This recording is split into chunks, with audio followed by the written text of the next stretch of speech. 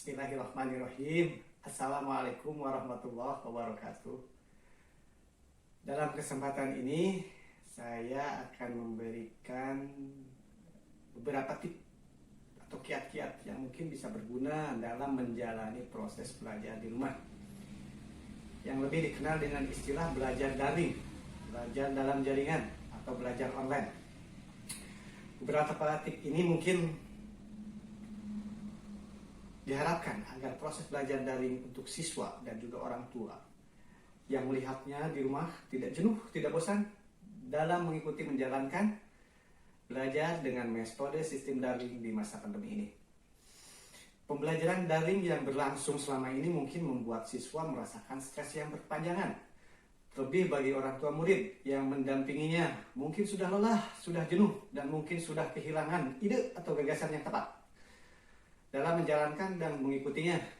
Juga sudah merasa lelah mungkin, dan mungkin sudah jenuh dan dalam mendampingi anaknya dengan melakukan pembelajaran sistem daring, sistem online yang melelahkan menurutnya. Maka dari itu, saya menyampaikan beberapa hal yang dianggap bisa menjadi tips agar tidak bosan belajar di rumah dan sedikit menghilangkan rasa jenuh bagi orang tua juga anak di masa pandemi ini. Maka saya menyampaikan beberapa tips ini mungkin bisa Bapak Ibu lakukan di rumah agar belajar sistem daring tidak terasa jenuh dan membosankan. Ini sebenarnya bisa diterapkan untuk semua tingkatan pendidikan dari SD atau SMP. Bisa saja. Beberapa hal yang akan menjadi tips yang ingin saya sampaikan agar tidak bosan belajar daring di rumah itu Pertama, pemilihan gaya belajar. Bapak Ibu dapat menilai gaya belajar yang nyaman dan cocok untuk anak seperti apa. Misal dengan suasana hening yang dapat membantu konsentrasi anak Bapak Ibu untuk menjadi nyaman. Misal dengan sambil mendengarkan Al-Quran dari MP3 atau sambil mendengarkan musik kesukaan anak-anak atau yang lainnya. Hal ini juga bisa Bapak Ibu lakukan. Hal ini wajib Bapak Ibu ketahui agar nantinya tidak kewalahan membantu anaknya untuk belajar di rumah dengan metode daring ini. Kemudian pemilihan tempat. Agar tidak bosan untuk anak, Bapak Ibu bisa memilih beberapa tempat belajar di sekitar rumah. Bisa di taman, depan rumah, di pekarangan, di ruangan, di tempat lain di dalam rumah, atau di tempat yang dianggap pas untuk belajar. Pemilihan suasana tempat yang pas atau tepat dapat membantu anak Bapak Ibu untuk merasa lebih nyaman dalam belajar. Tidak mereka bosan dengan suasana monoton dan jenuh. Itu yang kedua. Selanjutnya, yang ketiga, coba sediakan snack atau makanan kecil. Biasanya ada anak yang suka ngemil. Selain itu, untuk menghilangkan rasa lapar, makanan juga dapat membangun semangat anak-anak Bapak Ibu. Misalnya coklat yang mampu mengembalikan mood anak saat stres.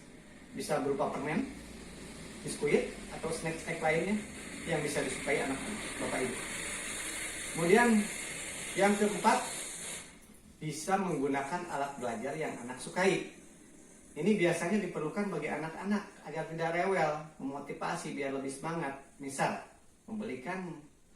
memberinya pensil atau ballpen yang berkarakter yang disukai anak, seperti pulpen ya berkarakter, misalnya gambar Frozen untuk anak perempuan, pulpen gambar robot atau buat Spiderman, Batman atau lainnya. Bisa juga dengan memberikan buku catatan atau buku tulis yang berkarakter. Ya, gambar-gambarnya bisa seperti tadi, bisa berupa robot, binatang, yang lain-lain yang disukai oleh anak Bapak Ibu.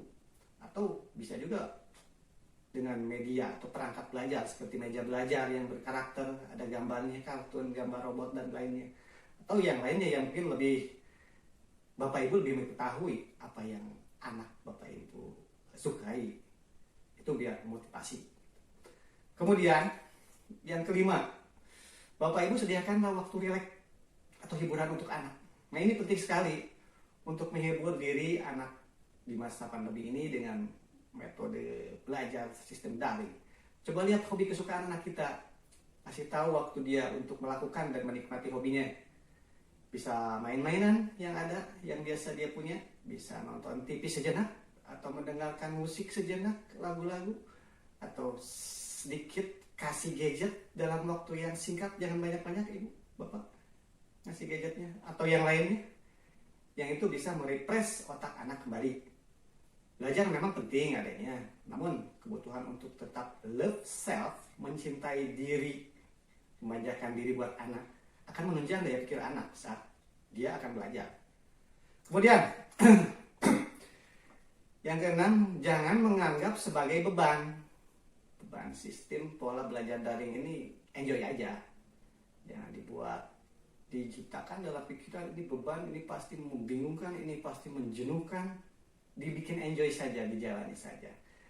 Jangan dianggap sebagai beban. Tugas yang diberikan oleh guru terkadang mungkin menghantui pikiran anak dan orang tua. Makanya banyak pun atau semangat anak naik turun drastis saat belajar. Oleh karena itu, anak terlalu memikirkan hal-hal tersebut, terlalu fokus, terlalu dari awalnya udah dibikin beban. Jadi pikiran fokus ke sana. Pertama pikiran udah jenuh, makanya jangan dianggap sebagai beban. Cobalah diarahkan anak bapak ibu lebih tenang, santai dalam menyikapi tugas yang diberikan. Itu mungkin beberapa tips yang tadi saya sampaikan, bisa dilakukan seperti tadi saya sebutkan bapak ibu. Yang pertama itu kan tadi satu, pemilihan gaya belajar. Satu, yang kedua itu pemilihan, sediakan snack. Kemudian menggunakan alat-alat belajar yang disukai. Kemudian sediakan waktu hiburan anak. Dan terakhir ya jangan dianggap sebagai beban. Enjoy aja, ngalir aja. Mungkin itulah faktor-faktor penunjang agar proses belajar daring tidak membebani anak dalam mengikutinya, dan juga orang tua yang mengawasinya tidak merasa terbebani, jenuh, bahkan stres.